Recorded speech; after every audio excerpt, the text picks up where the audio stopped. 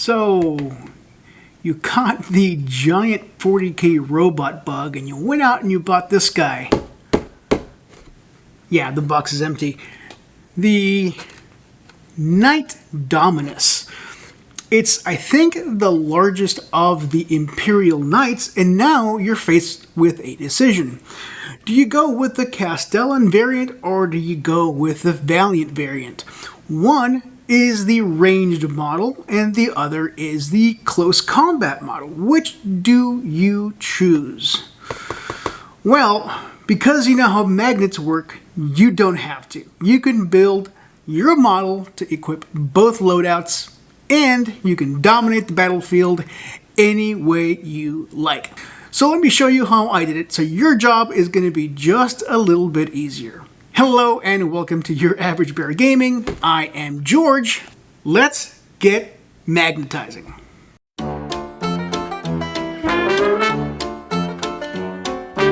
So the decision on whether to magnetize your models or not, it's not always a straightforward one. Sometimes it's pretty clear cut. You have a couple of different variations and you can easily make a conversion between the two and magnets go on seamlessly. It won't mess up your model too much and it won't take a ton of work. Man, it's an easy decision. Let's get to magnetizing, right? But sometimes it's less clear. Sometimes it looks like the model should be able to accept magnets, but sometimes you're missing a couple of pieces that would make it work, or you have to make too many sacrifices, or it's just the joins are too small, and while you could do it, it's going to take a lot of effort, and you know, it's just not worth it. Well, this is one of the former, which means it's pretty straightforward to magnetize. Obviously, I don't know for a fact that Games Workshop had magnetization in mind when they created this kit, but I wouldn't be all that surprised if they did. Some of their decisions kind of suggest to me that, yeah, they thought that we would magnetize, and so they didn't make it as difficult as it could have been. In fact, this one's pretty straightforward, and I thank you, Games Workshop. So, I'll talk you through my approach for this model. Again, we have two variants. We have the close combat, and we have the ranged variants of these guys. Normally, if I wasn't going to magnetize, I'd probably go for the close combat because let's face it, you have relatively few models to put on the table and your enemies know your weakness is numbers. So no matter what you do, if you have a ranged variant, you will find yourself in close combat within a turn or two, and then what are you going to do? Stomp, stomp, stomp? That's all you have left, for the most part.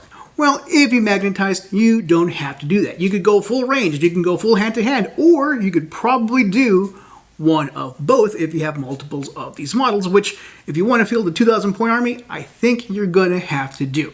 Yay, more giant robots, right?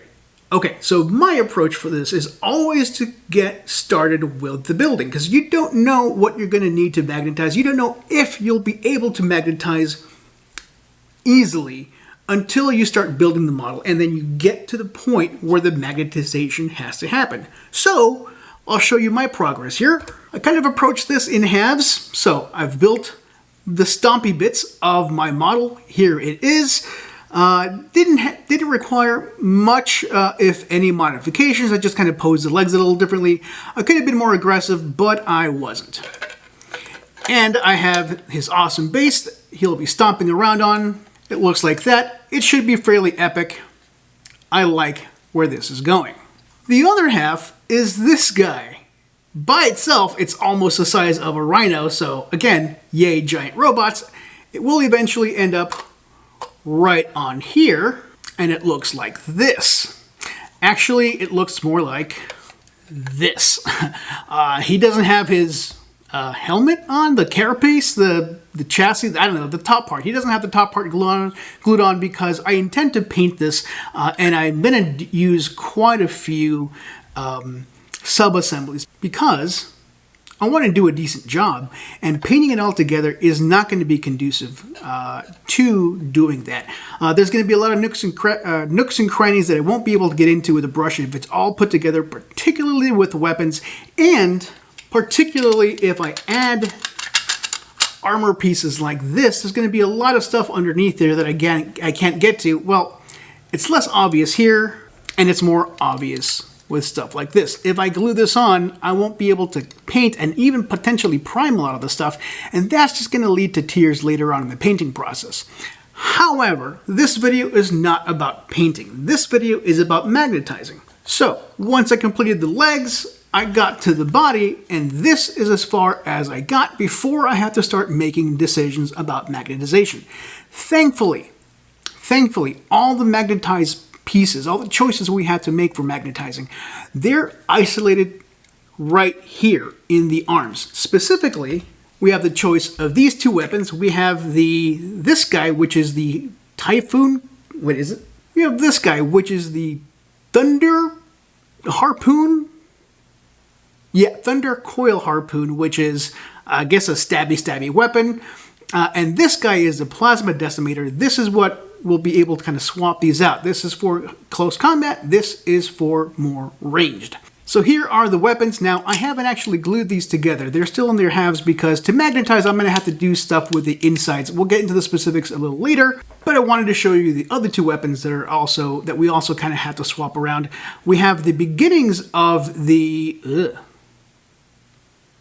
Yeah, this guy right here, this is going to be the Conflagration Cannon, which I think is just the heaviest of all flamers. That's what this guy is going to be. This guy is, I think it's the Volcano Lance. It's like a big old, like a ballista cannon. Like a big old earth shaker, but with more oomph. And so we'll be able to swap out between these. Obviously, we could swap any of these, right? But the loadouts in the Codex, or what passes for the Codex in 10th edition, it basically says you get either long range or you get close range. You don't get to mix the two. Kind of sad, but I get it. Thankfully, in order to get the swap to work, all we have to do is modify the weapons, right? We're going to have to add some magnets to these and to these. And then we'll add magnets here. These are the joints. This is where the weapons will be attached to the arms, which are attached to the body. And we're preserving some of this movement, right? So this is a joint that you can rotate freely. We've constructed, there we go. We constructed these so that we preserve the movements, and we're going to kind of minimize the amount of compromises that we have to make. So we're going to try to preserve as much of the range of motion as is allowed for this build, while still adding magnets to where we need to go. So adding magnets to the joints and adding magnets to the weapons, it should be pretty easy. But before we get started, I want to point something out. Now, this is true for all of these weapons, but I wanted just to point it out. With this guy, this is the this is the Conflagration Cannon, because it's most evident here. You'll notice that this is not the weapon's final form. This is actually just the two halves of the weapon's chassis, I guess, or the weapon, right? Before this is done, we're going to add a lot of little bits and gribblies to this to kind of give it its final form, including this end cap right here. There's going to be a couple of other barrels and maybe some fuel tanks that we're going to attach. It's going to make it look awesome, but at this point in the process, it's going to get in our way. We want to have as little muss and fuss, as little additional stuff that we have to worry about while we make the modifications. So we'll start out where we always start out, with magnet selection. So we've got our magnet library here. I've got two of them because I've got a lot of magnets. So before we do that, I need to get control over my work surface. I have a lot of stuff that are part of this model, but I don't actually need right this minute. So I'm going to set this stuff aside. I'm going to get rid of everything I don't need and put it away. All we need are the weapons that we're going to magnetize, and the two joints, and whichever magnets we're going to use. And as we try to figure out what magnets we're going to use for each of these, there's two things that I think are helpful to understand. The first rule that I always use, and I highly recommend for you as well, is to always use the biggest magnet you can fit into whatever joint you're going to do. The second rule, it's less of a rule but more of a rule of thumb, is your magnets don't have to match. So you don't need a 3mm magnet attached to a 3mm magnet. If the build says, you know, I can fit a 3mm in here, but I can't in here, you could, if you needed to, have a 3mm here and a 2mm, or even a 1mm. Although I would recommend against anything 1mm for anything. They don't have enough holding strength to be a meaningful magnetization. If you can only fit a 1mm in that spot, it's a really good indication that you probably don't need to magnetize that thing. I'm looking at you, infantry. Oh, never again. Okay, so we'll start off. This is the socket. This is the kind of the arm joint, the elbow joint. This is going to be attached to the shoulder. This will be attached to the weapon. It will all eventually be covered by a big old armor plate. But this is where we want things to go.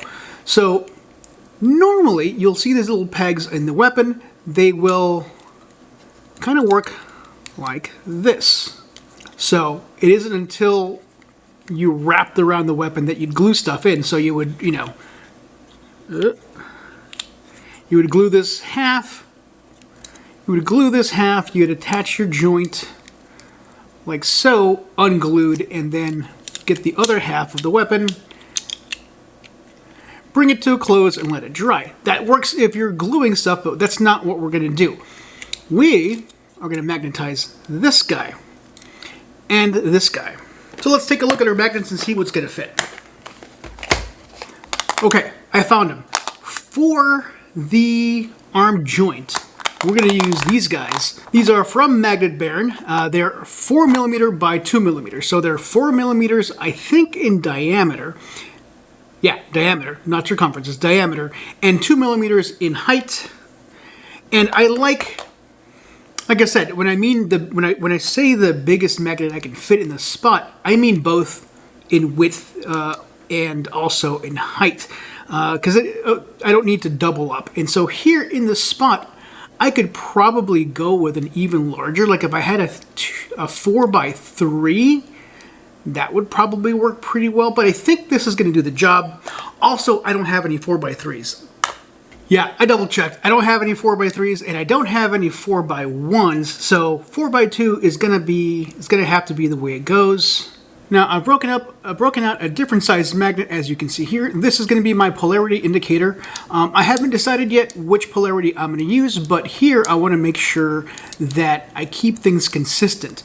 And no matter how much I warn my viewers, get your polarities right, half the time I get them wrong. All right, let's get some glue in there. I use super glue for this kind of stuff because plastic glue just does not work on magnets.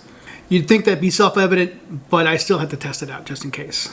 I accidentally added too much glue. I'm going to try to get rid of some of this without leaving fuzz on my beautiful plastic model.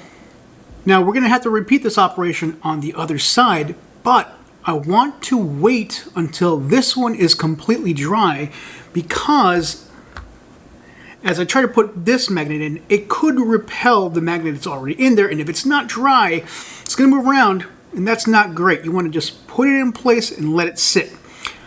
Okay, it's sufficiently dry, as I can test by attaching, removing. It's fine. So this side is ready, and so I can go ahead and do the other side. That should be fine too. There's a little repellent force, but before I do the other side, what I want to do is I want to make sure that I do the exact same thing on the other arm. So these are, left and right. Right now they're interchangeable. Pretty soon there won't be, right? Once I finish magnetizing. And if I do this right, I'll be able to take any weapon from here and put it on the other arm, right? Now, this could help. Maybe I want, instead of the melee weapon on the right, I want it on the left. It doesn't really matter for gameplay purposes, but maybe you want, I don't know, your model is posed in such a way and you want to be able to swap them out. Or maybe in a future edition, you'll be able to swap these weapons out. And so you want all four of these weapons to be interchangeable with each other. The only way to guarantee that is to pay attention to the polarity on both those arms. So I'm going to make sure that both of these arms have the magnets oriented in the same polarity. And so as long as I'm here, this is dry, I've confirmed the polarity, right? So I'm going to do the magnet with that same polarity on the very same side on the other arm. I don't know if that makes any sense, but it makes sense to me. Now I have to be very, very careful because I want it to match polarities here. I'm going to sacrifice some finger skin to make sure that goes in the right way. Couldn't make it happen with the tweezers. It happens sometimes. So now that magnet is in, I'm going to let it dry so that I can test the polarity, because at this point, if I have to fix this, it's easier now than later. Now that these are dry, I can go ahead and start on the other side. Remember, you want to make sure that you do these the same way on both sides, and so you want to keep in mind that the orientation here, you can tell it most easily by looking at that conduit that attaches kind of this little ball with that little ball. That conduit is oriented such that it is towards the back. So when the weapon goes on, this little conduit is behind the weapon or facing backwards. So as long as both your joints look the same with reference to that conduit, you're in a good place. Now, the orientation of the other side of the other magnet, it doesn't really matter. You have your choice, and whatever you choose is going to influence what polarities you use on their counterpart on the weapons. My recommendation, right, is that you look to supplement what's happening here as opposed to fighting it. And what I mean by that is this other magnet is going to be in very close proximity to the magnet that's already seated and dry here. So the polarity can either attract or repel in this case, right? So which of the two do you choose? It doesn't really matter, but it's going to make your life a lot easier if you choose the side that is going to attract. So here I want to do one of these. There's a very light attractive force. This is going to basically reinforce the solidity of that joint, not by any meaningful amount because it's not anywhere near as much of a bond as the glue, but it's going to make gluing this thing in place a lot more simple because now the magnet will sit there while it dries. You won't have to fight the repellent force, basically push things in until things dry. You'll be able to set it and forget it and move on to the other parts of the model, which are the weapons. Confirm one more time? Yeah, okay. Doing it this way also makes dropping in the magnet that much easier because now it's not going to flip over. It will only go in one orientation. Let's clear up the excess glue. As those arm joints begin, or I guess finish their drying journey, it's time to turn our attention to these weapons. And they all use the same paradigm to glue themselves up or to attach themselves to that arm joint. It's these pegs right here, which is why we've left the model unglued, or the guns unglued.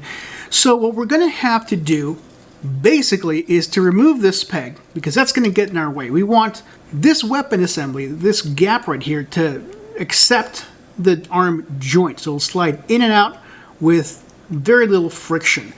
The only thing holding this weapon together on the joint is going to be the force of the magnets. And I think we have enough attractive force to accomplish that. So we have to get rid of that peg.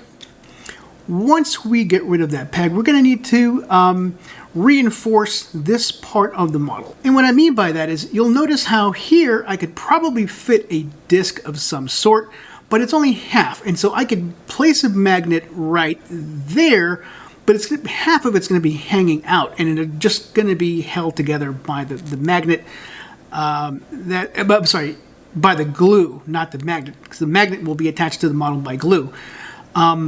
So there really isn't a lot of space to work with here. So I'm going to have to build up material on this other side to give my potential magnet, let's say I use the same size, to give it somewhere to go.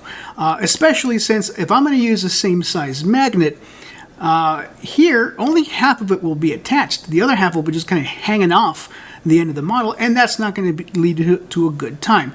So I'm going to have to cut this peg off, and then go back in with some putty material, some epoxy, some kind of plastic to build the other half of this, to give the magnet some place to rest. So let's start defacing these models. This is my least favorite part, is the point of no return. Now, as I look at my results, obviously I just cut them up. I haven't kind of resurfaced this area or anything. And since it's internal, I may not need to resurface.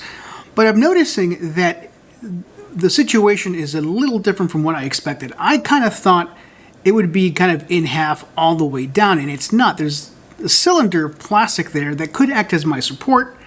So it looks like I do have enough material on which to adhere a magnet. I'm just going to have to drill down a little bit so that I can get the same size magnet in there. And it doesn't have to be the same size, but either way, I'm going to have to drill into this material because the end of the magnet has to be flush with this part of the weapon.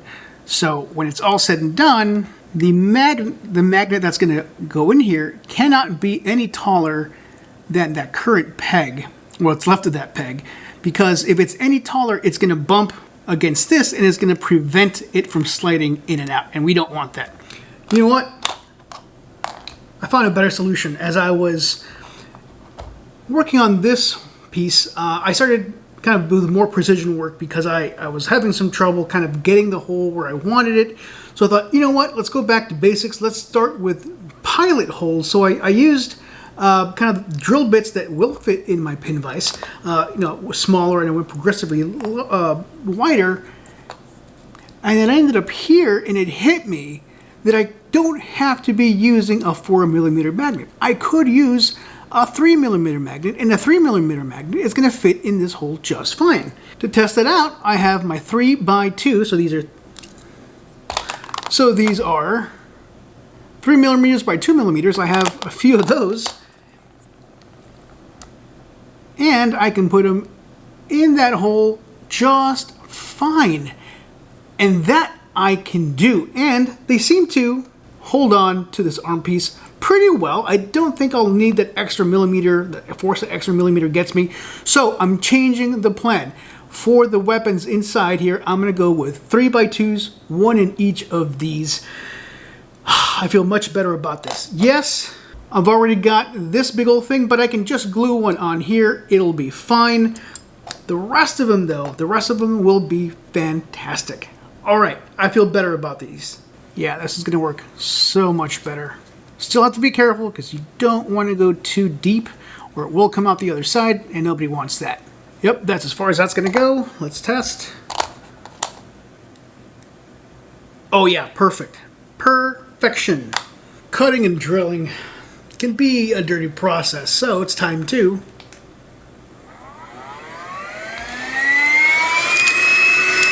So now we want to make sure that this piece will slide right into that piece with minimal muss and fuss. Oh, I see. After some experimentation and some head scratching, I realized that this piece was never designed to go in and out of that socket.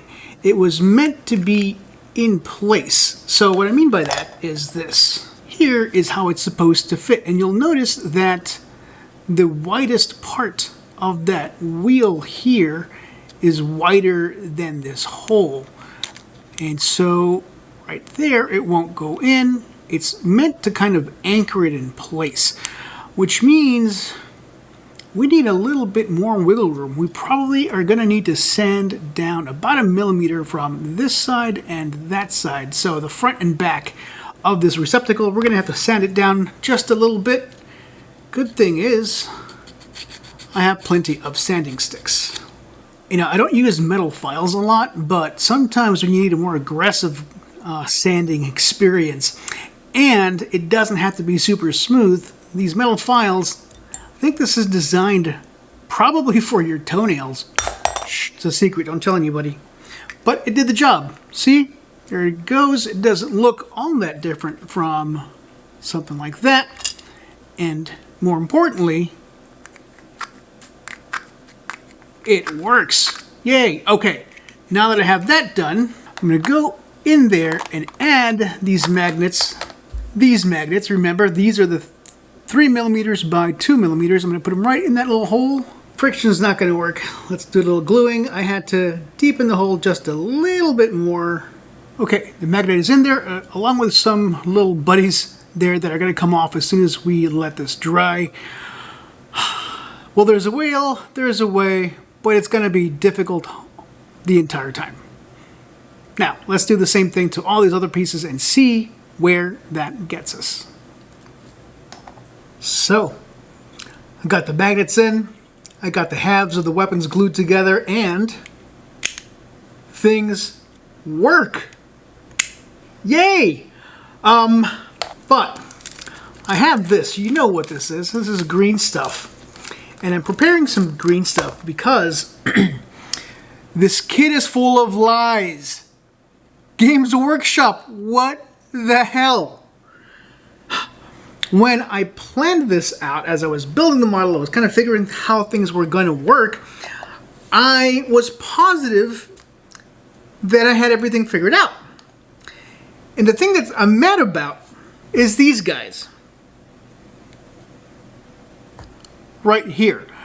The kit comes with 2 of them, and we have 4 weapons, each of which has a spot for this end cap to go into, right? It's supposed to look like this, and some other gribblies in it. So that's neat, but I have 4 weapons, and I have 2, count them, 2 of these end caps. The thing is, I was convinced I had enough end caps to go on each weapon, so I didn't have to worry about this. Had I known I didn't have enough end caps, I might have changed my mental calculus, because now I have to make these 2 work on all 4 of these, which means magnets, but in this case it's not a magnet of love, it's an unnecessary magnet of hate. These end caps came from these sprues. These sprues are labeled A.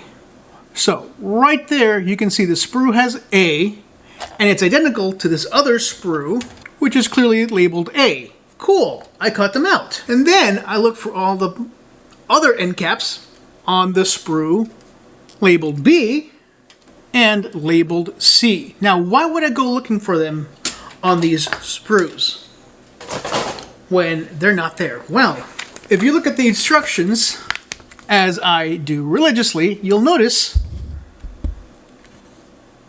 that the part is labeled C43. That part was not anywhere on sprue C. It was only on both A sprues.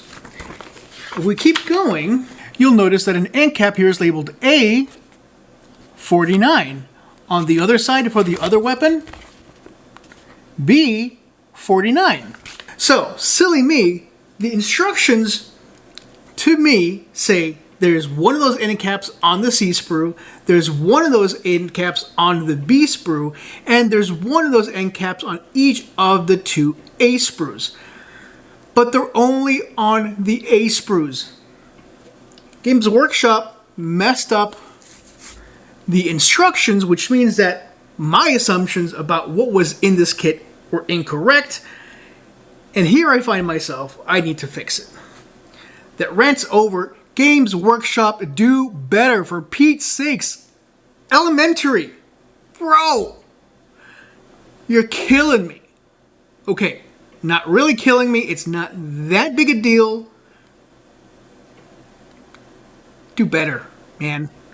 Okay, enough of that. I'm going to fix this. And to fix this, I'm going to use this stuff to create a surface inside, not the barrel's the front of the weapon, but the base of the weapon, this end cap, right? I'm going to create a surface here where I can sink a magnet that will attach to a magnet that'll sink in here and do that. And so whenever I swap the weapons, I'll have to take this off, put it on the new weapon. It's completely unnecessary. It shouldn't be this way. But here we are.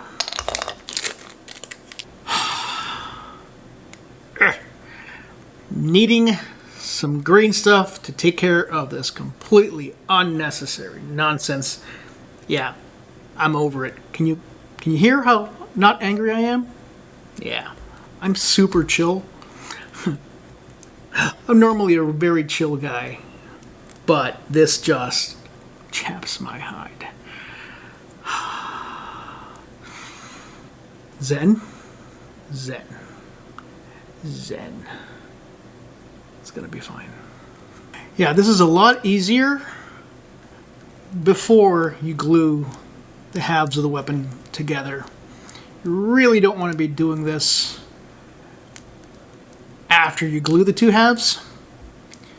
But here I thought I was done because I followed the directions. Silly me. You know what?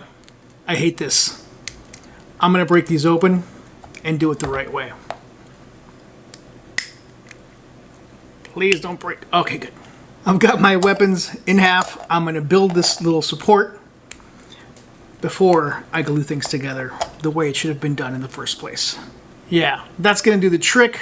I'm going to smooth it out with a little bit of water and maybe sand it, scrape some of the excess. And I'm going to do this to all 4 weapons. And then I'll put some magnets in there. The size doesn't matter because you're just holding the weight of this little doohickey. It's not very heavy. Any magnet size will do, so I'll probably do anything I have a lot of. Yeah, that'll be fine. Oh my gosh, at long last, this phase of this whole ordeal is done. It wasn't so bad. I've had way worse magnetizing projects. It's just a little unexpected. But here we are. We have the conflagration cannon in its complete glory. And it even has that little piece where we can add the end cap. And if we want to add it to, I'm guessing this is a volcano lance or whatever it's called. We move it over there. It doesn't look great, but I've done worse. And it works. So now you can swap the weapons out to your heart's content. And it's time to test it out. Here is the chassis. You'll notice I have the arms mounted to the body. And it has all the rotation. Let's proof of concept this puppy.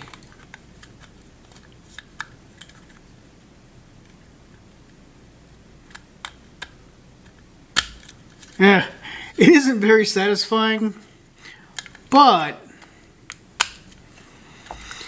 the job is done. It's a little stiffer than I'd like. I could still maybe do some additional sanding, and because of the way this whole deal works, there's no satisfying click, which is kind of almost a must for magnetization projects. And, you know, I'm not the happiest with the results, but it's my first night, and I'm going to call this a success. Now, I still have lots of work to do. Hey, it's Future George here. I am scrapping the other end to the video that I had planned out and had already recorded because I forgot one major thing. And I want to mention a second thing that I learned right as I was wrapping this up.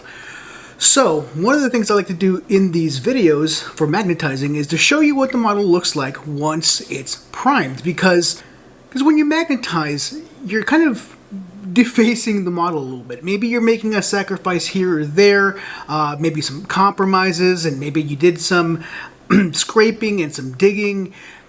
And so you're maybe wondering, well, if I magnetize, is it going to make my model look ugly? Well, there were some compromises that we had to make in this model, and some of them weren't particularly obvious, but I want to show you what this guy looks like.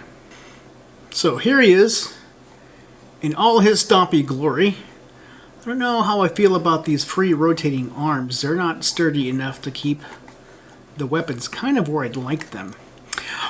But as you can see, oh wait a minute, one of the pieces that we magnetize are back here, these end caps. Forgot to put these on.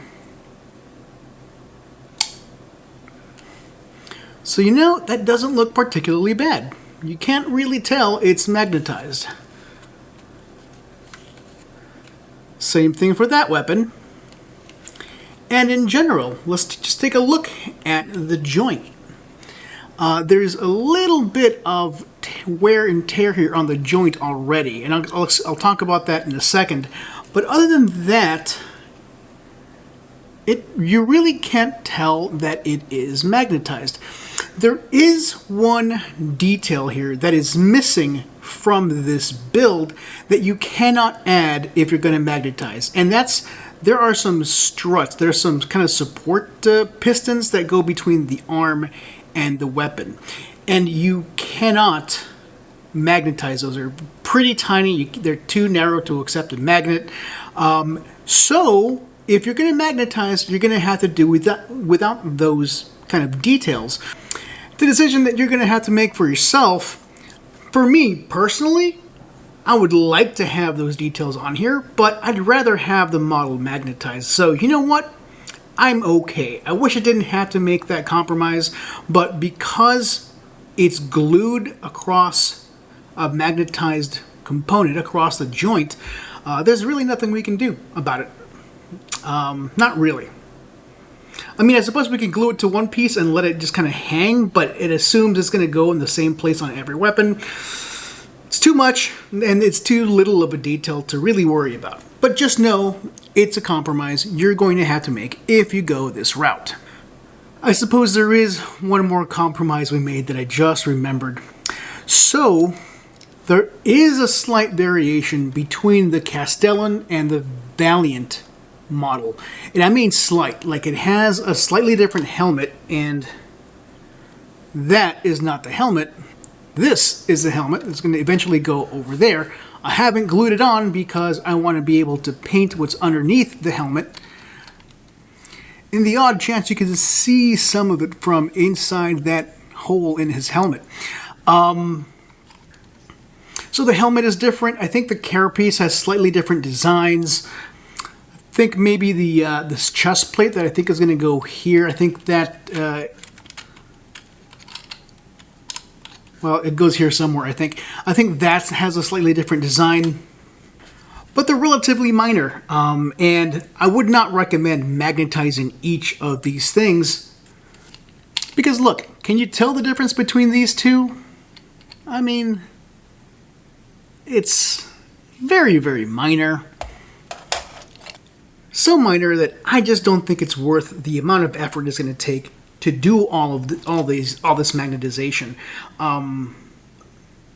And at least this way, you don't also have to paint all of these different options. And most importantly, you see these little things that I added to the base of the model. These are bits left over from other model kits. Now I have a bunch more that if I magnetize all these, again, assuming you can pull it off, you wouldn't have, because you'd have to paint all these. Now I get to use, man, I can see a hero unit standing on this thing, or on this thing, or firing from partial cover behind this thing. Yeah, I think it's worthwhile hanging on to these. And avoid giving yourself a stress headache as you attempt this project. The other thing I want to point out is that the joint between this weapon and this arm is a little tight. As you can see here, I've actually had to remove the paint, and I've had to widen this hole even more. And even after the extra sanding and paint removal, it's still pretty tight. Like, you kind of have to work to get it in there, and it's true for all the weapons. Thankfully, the model is sturdy enough that you can tug at it a little bit. I don't like doing this, but it's the reality of this particular joint. Had I known this going in, I may have decided on a different way of magnetizing the weapon to the arm. I just don't know what that would look like. But the limiting factor, the reason it's so tight, is because there is very little tolerance. So the width of this guy is basically at a maximum. You'll notice how there's these little discs that surround the hole. That's what it's kind of covering up the joint. And you really can't widen this much further. Like, I went in there and sanded pretty aggressively. It starts eating into where the magnet is. And so maybe you could have used a thinner magnet, like a 3mm by 1mm. So you can kind of whittle down some more of that width. I think that's another decision you'll have to make for yourself. I'm leaving mine as it is. Maybe in future models, because I'll probably need at least one more of these mean stompy boys if I want to have a 2,000 point army. I don't know that I need it, but I might want it. So, something to consider. If I did this again, maybe I'll try a different kind of approach, or a modified approach to it. I think the overall approach is pretty much the only one you can take, but maybe using different magnets widths and being more aggressive with the widening of that aperture, I think maybe that'll give you better results. So that's all I got for real this time. So what do you think about my approach? Is it reasonable? Is it too lazy? I'll probably accept that. Did you find a different approach that allowed you to make fewer compromises that I made and still have an awesome model? I'm curious if you have a video up there where you posted these things. I would love to see it. Shoot me a link in the comments and I will give it a look. Maybe you can teach me something. That would be awesome. Thank you very much for watching. This has been Your Average Bear Gaming. Have a wonderful afternoon. Be nice to yourselves.